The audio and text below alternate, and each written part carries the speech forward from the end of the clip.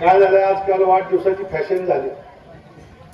आपणच पैसे द्यायचे, आपणच जेसीबी बोलवायचे, आपणच फुलं आणायची, आपणच आपल्याला उधळून घ्यायचे, फोटो मागवून घ्यायचे, कटआउट लावायचे. बरोबर आहे.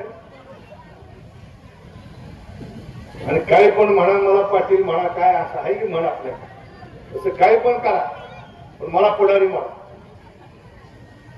अशी एक प्रवृत्ती राजकारणामध्ये फोफावली. त्यामुळे कधी कधी मला सुद्धा वाटते की मला सुद्धा अशी किळस यायला लागली या गोष्टी. कशा करता आपण ज्या उद्देशानं, ज्या भावनेनं या क्षेत्रामध्ये आलो.